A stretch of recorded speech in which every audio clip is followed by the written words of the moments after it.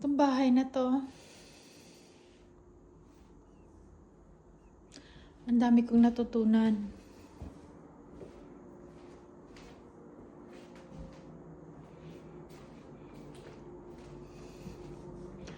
...2026 nabili namin ito.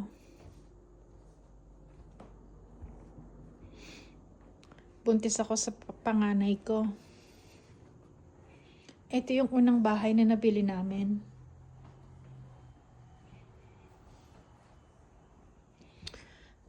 Napakarami. Good memories. Ang mga handprint sa wall.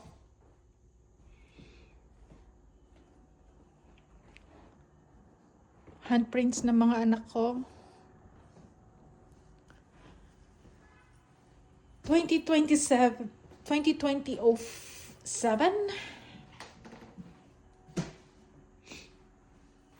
Pinanganak ko yung panganay ko. Ito ang bathroom namin. Ayan. Tandaan ko pa rito. Kung kailangan ko mag-relax, takbo lang ako sa banyo. Magbabath. Itong lugar na to. Hallway. Si Brian na nagpintura niyan. Kagaya rin ng bedroom namin. Si Brian din nagpintura niyan. Itong wall na to, si Bryce ang nagpintura niyan.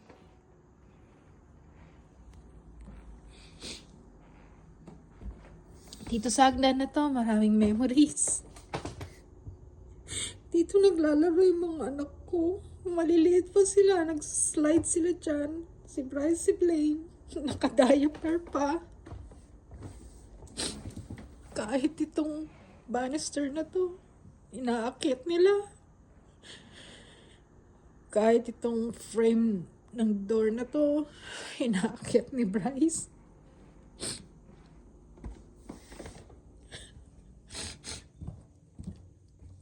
Itong hagdan. Yung banyo sa taas. Dito ko pinaliliguan si Bryce nung baby pa siya. Sa sink na yan, kasyang-kasya siya.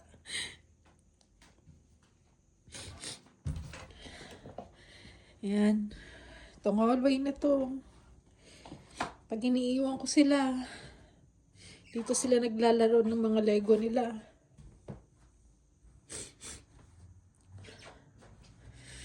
This door, ito ang first baby bedroom ko. Bedroom ni Blaine. Nung baby pa siya, ginawa to ni Brian. Siya nag-paint niyan, siya nag-drywall niyan. Pero ngayon, naging bedroom siya ni ni Bryce. Kasi gusto daw niya mas maliit. Ito ang bedroom namin dati. Ganda to, malaki. Ngayon, pang ano na lang nila. Jamming.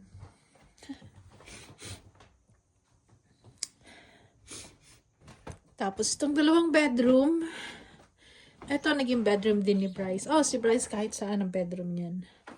Magustuhan niya, lilipat niya yung mga iba.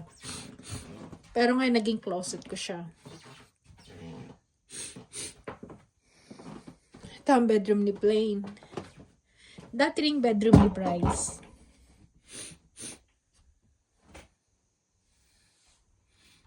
Daming memories dito. May bunk bed din dito dati. Hindi makaalis si Bryce dito before. Kasi bunk bed nga. Lalo na si Blaine. Ayaw niya mahiwalay sa kuya niya. Lagi silang magkasama. Ito yung mga... Ito ko naiiyak eh. Ito yung height nila na maliliit pa sila. Kay Bryce, kay Blaine, 1 year old, 2 years old. Ayan. Diba? Ngayon, mas tall pa sila sa akin. I guess this one is 20. Oh, I don't know what's the date of this. God. May 2015 pa. 8 years old si Bryce. Ito ang height niya. Ay, memories.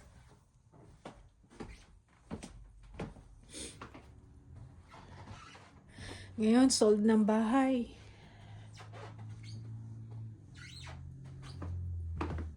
Memories na lang talaga.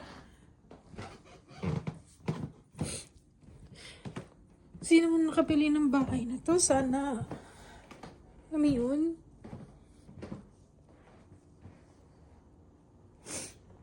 Give them a good memories in these areas too. Dito ako nag-exercise. Dito ako nagre-relax. Dito ako nag-yoga in this area. Kitchen ko. Diba?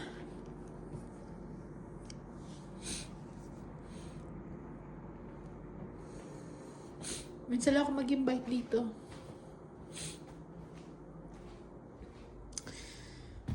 Ay. Doon naman tayo sa backyard namin. Yung backyard namin. I have lots of good memories and bad memories in here too. Good memories. I'm gonna say good memories. Diba?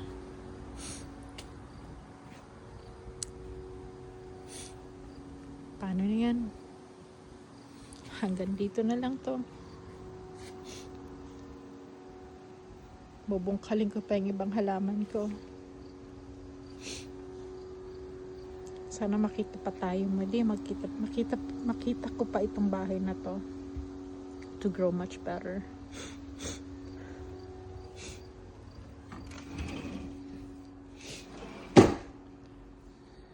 Hanggang sa muli.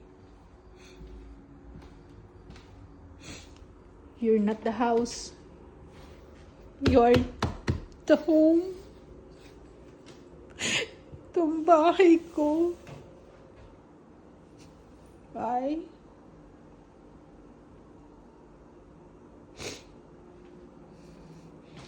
Salamat sa lahat. Salamat sa memories. Sa lahat. Sa lahat.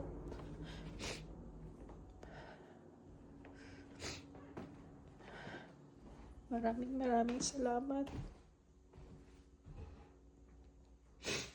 Bye for now.